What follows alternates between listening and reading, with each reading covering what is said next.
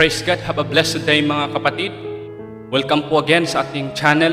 Nandito na po tayo sa ating pangalawang video, The Truth about John 3:16. At bago sa lahat mga kapatid, tayo po ay manalangin muna. Lord, Heavenly Father, O God, we thank you for this day. Salamat po Panginoon sa bagong opportunity, O God, pribilehiyo na may pahayag po ang iyong salita, ang salita ng katotohanan, O God. Hallelujah, Lord. Buksan mo Panginoon ang aming puso't isipan para po sa iyong mga salita, O God. Suriin mo Panginoon ang aming bawat puso. Turuan mo kami Panginoon sa iyong mga pamamaraan upang amin itong maintindihan at aming masunod upang maging kalugod-lugod kami sa iyong harapan, O God. Ipakita mo po Panginoon ang aming mga pagkakamali at turuan mo kami na maintindihan namin ang aming pagkakamali, O God. Hallelujah. Habang ipahayag ko ang iyong mga salita Panginoon, naway ang aking mga salita na mamumutahawi sa aking mga labi at pag nilay-nilay sa aking puso, naway po'y palaging mabuti sa iyong harapan. Lord, thank you for the love and forgiveness, O God. Thank you for this great privilege. Lord, I declare that even the gates of hell shall not prevail against your word. Thank you, Jesus. We glorify your name. In Jesus' name we pray. Amen. Praise God, mga kapatid. Salamat po muli dahil patuloy ka pong nanood. Hallelujah, sa ating next topic, sa ating series of Bible study. Hallelujah. Ngayon mga kapatid, ang ating topic about the truth about John 3:16. Hallelujah. Praise the Lord. What is John 3:16 mga kapatid? For God so loved the world that He gave His only begotten Son, that whosoever believeth in Him should not perish but have everlasting life. Praise the Lord. Napakagandang mensahe ng Panginoon para sa atin mga kapatid. Hallelujah. At una sa lahat mga kapatid, isa-isahin natin to. Praise God. Para po maintindihan natin kung ano po ba talaga ang ibig sabihin ng nakasulat po sa John 3:16. For God so loved the world. Hallelujah. Praise the Lord. Balikan po natin mga kapatid, ang nakasulat po sa Greek word, kasi po bago po isinalin ang Biblia sa wikang Tagalog or Ingles, ang pinagmulan po dito sa New Testament, ang original po na translation or salita na ginagamit mga kapatid ay yun pong Greek word. So, balikan natin ang Greek word. Pag sinabing for God, sa atin mga kapatid, ang translation ng Tagalog ay tinawag po na ang Diyos, sa Diyos. Pero balikan natin ang Greek word mga kapatid. Sa Greek word po, ang for ay gar. Ang ibig sabihin, it's because or no doubt, walang alinlangan. Praise God. At ang God naman sa Greek word ay tinatawag na Theos, a supreme divinity or exceeding God. Ibig sabihin mga kapatid, pag sinabi mong for God, hindi lang ang ibig sabihin ay ang Diyos. Kundi po ang ibig sabihin po mga kapatid, it's because of the exceeding God or no doubt, it is the exceeding God dahil po sa makapangyarihang Diyos. Yun po yung ibig sabihin. Ang next kapatid ay soul love. Ano bang love dyan mga kapatid? Ang love po dyan sa Greek word ay tinatawag na agapao or agape love. Ano ibig sabihin po ng agape love or agapao? Ibig sabihin po a godly love or the greatest love. Ito po yung pagmamahal ng Diyos. Ang pagmamahal na walang makakapantay. Praise the Lord. Kaya pag sinabi mong soul love, ano ba ang soul? Praise God. Pag sinabi nating I love you, ano bang kaibahan sa kapag sabihin mong, I love you so much? Kumbaga, ito po yung nagbibigay ng extent dun sa sinasabi mong love. Kaya pag sinabi mong God so love, hindi lang yan ibig sabihin dyan, kasi sa Tagalog, iba yung translation. Ang translation dyan, dahil mahal ng Diyos ang sanlibutan. Praise the Lord. Pero pag sinabi mong God so love, kung balikan mo ang Greek word mga kapatid, ang ibig sabihin po niyan ay nang dahil sa makapangyarihang Diyos, mahal na mahal niya. Kaya pag sinabi natin, for God so love, hindi lang po sinasabi niyan dahil mahal ng Diyos. Ang sabi po dyan mga kapatid, dahil mahal ng Diyos. Ito po yung pagmamahal na walang makakapantay. Ang next po dyan mga kapatid, for God so love, the world. Hallelujah. Ang mahal niya dito ay sino? Ang mahal niya dito mga kapatid ay ang mundo. Praise the Lord. Hallelujah. Yun po ang nakasulat sa Biblia. God loves the world and everything in the world He created. In Genesis 1:31 mga kapatid, ang sabi dyan, and God saw everything that He had made and behold, it was very good. Lahat po ng ginawa niya, praise God, sabi niya, behold, it was very good. Praise God. Ang sunod po dyan mga kapatid, for God so loved the world that He gave. Ito po yung pagmamahal mga kapatid. Praise God. Sa panahon po na ikaw ay magmahal, matutunan mong magbigay. Kaya may saying sa'yo mga kapatid, may kasabihan, you can give without loving, but you can never love without giving. Bakit po? Yun po ang totoong pagmamahal, yung may maibigay ka. Because when you love, you can give. And when you learn to love, you will learn to give. Kaya sa mga planong nagjowa dyan, praise God, alams na, huwag ka munang mag-boyfriend o girlfriend kung wala ka pang maibigay. Praise God. Bakit po? Sa relationship, napakahirap mong sabihing mahal mo siya, pero hindi mo maibigay ang time mo sa Kanya. Ganon din po sa ating Panginoon, napakahirap sabihin, Lord, mahal kita, pero di mo nga kayang magsimba. Oh, no! Praise God. Hallelujah. For God so loved the world that He gave. Ano ang Kanyang binigay? Ang tanong dyan, hindi kung ano ang Kanyang binigay. Dito mga kapatid, binigay niya His only begotten Son. Sino ang Kanyang binigay? His only begotten Son. Praise the Lord. Ang Kanyang kaisa-isang anak. Sa Panginoon, nung minahal ka niya, may binigay siya sa iyo. Ang tanong, ang sagot, praise God. Ang tanong, ano kaya ang Kanyang binigay? Again, ang tanong dyan mga kapatid, hindi kung ano, kundi kung sino ang Kanyang binigay. Ang Kanyang binigay, His only begotten Son. Alam niyo mga kapatid, napakahirap ibigay yung isang bagay na nag-iisa lang. Halimbawa, may isang t-shirt ka. Kaya mo bang ibigay? Kung nag-iisa lang yung pants mo or yung short mo, kapatid, napakahirap ibigay yung bagay na nag-iisa lang. Di mo nga napakahirap ng ibigay yung bagay na nag-iisa lang, how much more yung sinasabi dyan, yung kaisa-isang anak. Ang Diyos yung binigay niya, yung kaisa-isang anak. Praise the Lord. Hallelujah. Kung ikaw nga, napakahirap ibigay sa iyo yung mga bagay-bagay dito sa mundo, how much more kung sasabihin nating ibigay mo ang iyong anak. Ganun din po sa Panginoon mga kapatid. Kaya ganun niya tayo kamahal. Praise God. Na ibinigay niya ang Kanyang kaisa-isang anak para sa atin. Praise the Lord. Ang susunod dyan mga kapatid, that whosoever believeth in Him. Ang una kanina mga kapatid ang binasa natin, ang mahal niya ang mundo. Pero ang sabi dito, for whosoever believeth in Him. Ang ibig sabihin mga kapatid, ang mensaheng ito ay hindi para sa mga bagay-bagay dito sa mundo. Praise the Lord.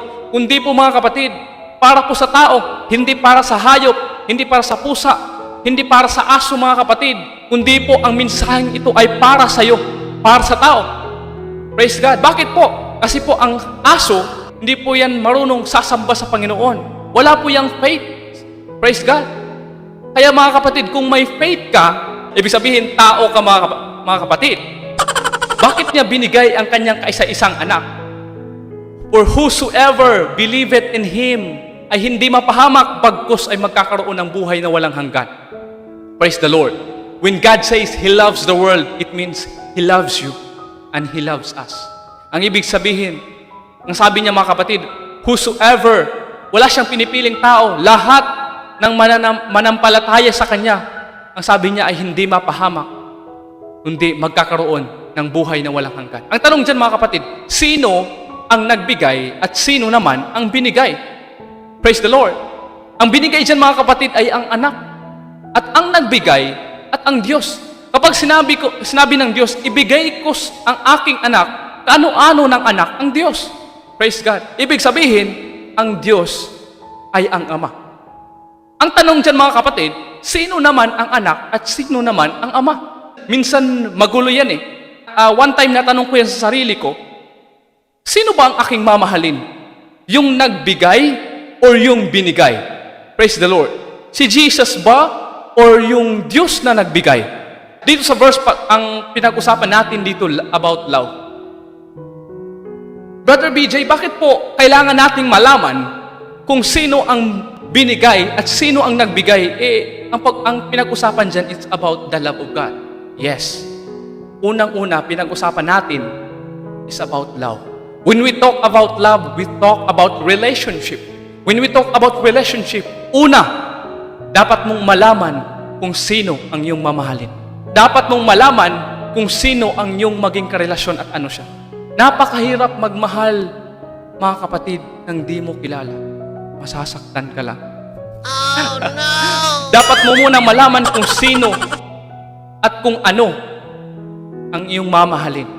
Praise God. Kaya ganun na lang natin binigyan ng pagkaintindi ang verse na to. Kasi po, it's about love. At kailangan mong malaman kung sino ang iyong mamahalin. Praise the Lord. Hallelujah. Bakit po? May tao bang pagkatapos ng kasal niya ay nung nandun na sila sa bed, saka pa siya nagtanong na, ano nga yung pangalan mo? Walang ganun, kapatid. Praise the Lord. Hallelujah. Hindi po ganun. Praise God. Bago ka makipagrelasyon, dapat kilalanin mo muna kung sino ang iyong karelasyon. That's true love. Praise the Lord. Hallelujah. Ang tanong, balik tayo sa tanong, mga kapatid, sino ang anak at sino naman ang ama? Hallelujah. Praise God. Okay, dito tayo sa Matthew 1:21. Praise God. And she shall bring forth a son, and thou shalt call his name Jesus, for he shall save his people from their sins. Diyan, mga kapatid, makita natin na ang pangalan ng anak ay si Jesus. Ang sabi niya, dahil iligtas niya ang kaniyang, his people from their sins. Ang pangalawang tanong, sino naman ang ama? Basahin natin, John 14, mag-start tayo sa verse 6 para maintindihan natin. Jesus said to him, I am the way, the truth, and the life. No one comes to the Father except through me. Ang sabi niyan, walang makakapunta sa ama kung hindi dadaan sa akin. Praise the Lord. Ang tanong dyan, sino kaya yung ama? Kaya sa verse 7, sabi niya, if you had known me, you have known the Father also. And from now on, you know Him and have seen Him. Praise the Lord. Hallelujah. Yun po ang sabi ng Panginoon. Na kapag nakilala mo si Jesus, may kilala mo kung sino ang Ama. Sa 8, nandito pa. Dahil hindi ang kausap niya dito, mga kapatid, ay si Philip. Dahil hindi naintindihan ni Philip yung sinabi ng Panginoon, Philip said to him, Lord, show us the Father, and it is sufficient for us. Praise God. Ang sabi ng Panginoon, ang tagal niyo na akong kasama, pero hindi mo pa ba ako nakilala, Philip? He who has seen me has seen the Father. Ang nakakita sa akin ay nakakita na sa Ama. Anong ibig sabihin? Jesus is the Father. Praise the Lord. Marami po tayong mga verse dyan, mga kapatid. Next time, pag-usapan natin yan. Sa ngayon, John 3:16 muna tayo. Jesus is the Father and He is also the Son. Pwede kaya yun? Paano nangyayari na siya yung Ama, siya yung anak?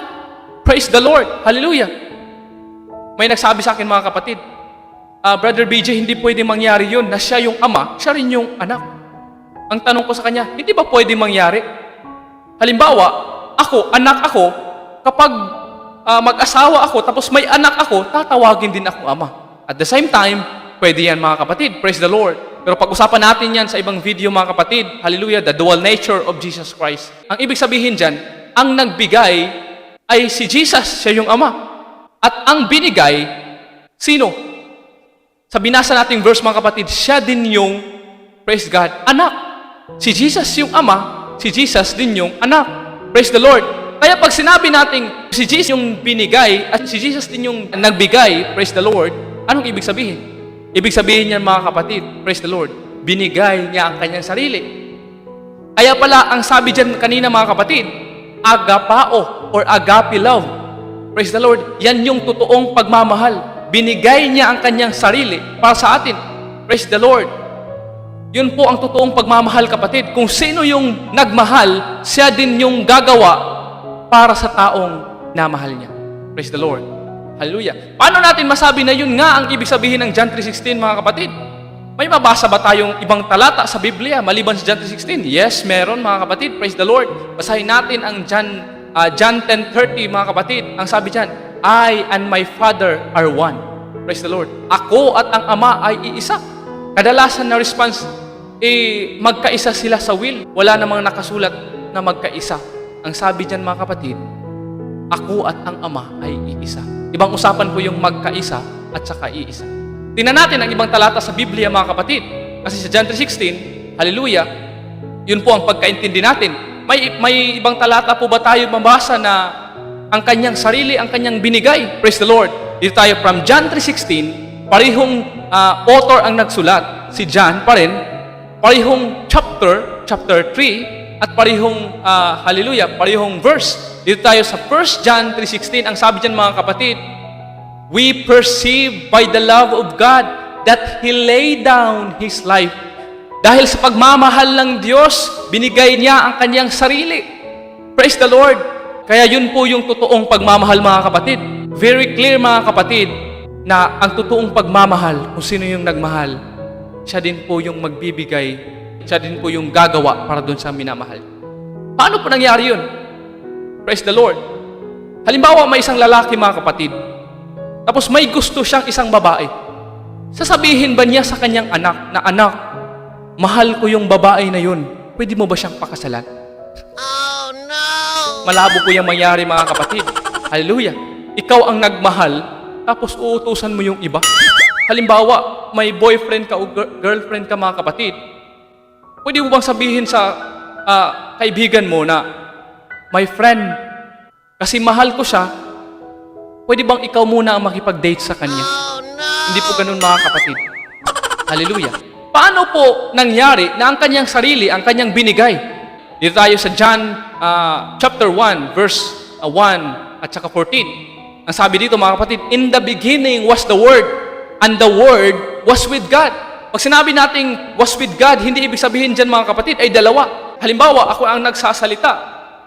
My Word, hindi po yan separate sa akin mga kapatid, hindi po yan hiwalay sa akin.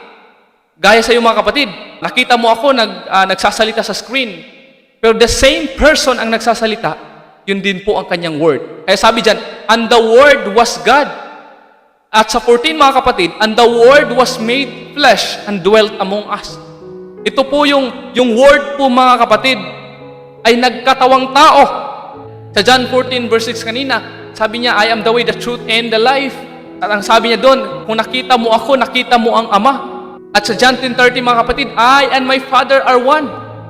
At sa Mateo 1:21-22, ang sabi ito mga kapatid, she will give birth to a son, and you shall call his name Jesus, because he will save his people from their sins. And all this took place to fulfill what the Lord had said to the prophet, the virgin will be with child and will give birth to a son, and they will call his name Emmanuel. Ang kanyang pangalan ay tatawaging Emmanuel. Ang kanyang pangalan ay tatawaging God with us, kasama natin ang Diyos. Praise God. In Isaiah 7:14, ito po yung prophecy mga kapatid ni Prophet Isaiah, behold, a virgin will be a child and bear a son, and she will call his name Emmanuel. Praise the Lord. Klaro po dyan mga kapatid. When we say God, there is only one God. And Deuteronomy 6:4, hear, O Israel, the Lord our God, the Lord is one. In John 4:24 mga kapatid, God is spirit, and those who worship Him must worship in spirit and in truth. Ang Diyos po mga kapatid ay spirit. At sa 1 Timothy 3:16, and without controversy, great is the mystery of godliness, that God was manifest in the flesh, justified the spirit, seen of angels, preached unto the Gentiles, believed on in the world, received up into glory. Sino ito mga kapatid? Yung God na Spirit was manifest in the flesh. Sino yun? He is Jesus mga kapatid. Bakit nagkatawang tao ang Diyos? Bakit niya kailangan magkatawang tao? Basahin natin mga kapatid ang Hebrews 9:22. For without shedding of blood, there is no remissions of sin. Wala pong kapatawaran ng ating mga kasalanan mga kapatid kung wala pong pag-agos ng dugo. Kaya po, yun po ang dahilan, yung Spirit na Diyos, when we say Spirit, wala po yung dugo mga kapatid. Kaya yun po ang dahilan na nagkatawang tao ang Diyos para po magkakaroon siya ng dugo. Bakit siya pa ang kailangang magkatawang tao? Bakit hindi siya gagamit ng ibang tao? Pwede naman yun na nandito naman yung kaibigan ko, pwedeng mamatay para sa akin. Ano bang kaibahan ng dugo ni Jesus at dugo natin? I will give you an illustration mga kapatid. Halimbawa mga kapatid, may isang baso po na yung laman ng baso ay tubig. Ang tubig doon mga kapatid ay marumi. Ano ang tanong dyan? Ano ang gagamitin mong tubig na panglinis dyan sa baso para maging malinis ang baso? Yun bang maruming tubig o yung malinis na tubig? Of course mga kapatid, yung gagamitin mo dyan, yung malinis na tubig. Bakit po? Kasi yung kung gagamitin mo sa baso, panglinis yung maruming tubig, hindi natin matatawag na malinis. Ano pong ibig sabihin mga kapatid? Glass represent the human. Yung water represents the blood. When we say blood mga kapatid, lahat tayo ay nagkasala. Praise God. Hallelujah. At tayo yung tao dyan na may maruming tubig. Praise God. Ang sabi dyan sa Romans 3:23, for all have sinned and come short of the glory of God. Ibig sabihin mga kapatid, kung lahat tayo ay nagkasala, walang tao dito sa mundo na malinis ang kanyang dugo. Kasi nga lahat ay nagkasala eh. Kaya po, nagkatawang tao ang Diyos. Praise God. Kasi po, para po magkakaroon siya ng katawan, katawan na may dugo. Praise the Lord. Kasi ang sabi kanina sa Hebrews 9, po mga kapatid, for without shedding of blood, there is no remissions of sin. Wala pong sino man sa atin mga kapatid na karapat-dapat na ipako sa cross, na ialay ang kanyang buhay para sa kaligtasan ng sangkatauhan mga kapatid. Dahil lahat po tayo ay nagkasala. Only Jesus, siya lang po yung tao na hindi nagkasala. In His humanity mga kapatid, hallelujah, siya po yung hindi nagkasala. Kaya ganun tayo kamahal ng Diyos mga kapatid. Kaya sabi dyan, for God so loved the world that He gave His only begotten Son, that whosoever believeth in Him should not perish but have everlasting life. Yun po ang rason mga kapatid kung bakit po nagkatawang tao. Yung Diyos, nung minahal niya tayo mga kapatid, binigay niya ang kanyang sarili. Praise the Lord. At ang sino man na maniniwala sa Kanya, hindi mapahamak, bagkus ay magkakaroon ng buhay na walang hanggan. Nung minahal ka ng Diyos, binigay niya ang kanyang sarili. Ngayon, kung mamahalin mo ang Diyos, ano ang iyong ibibigay? Yung ibibigay mo ba yung pag-iisip mo lang? Yung ibibigay mo ba yung puso mo lang? Hallelujah. Yung ibibigay mo ba yung katawan mo lang? Praise God. Yung ibibigay mo ba yung isang party lang ng buhay mo? Praise God. Kapatid, kailangan ng Diyos na ibigay mo rin yung buhay mo. Salamat po sa panonood mga kapatid. Muli po niyo akong samahan sa aking next video, The First Step of Salvation. Praise the Lord. Kung alam mo na ang paraan ng Diyos patungkol po sa ating kaligtasan, pwede mo itong i-share sa iba para po mga kapatid, marami pa po tayong ma-sharean ng Word of God, ng salita ng katotohanan, praise the Lord, sa pagmamahal ng Diyos sa atin. Thank you mga kapatid and God bless.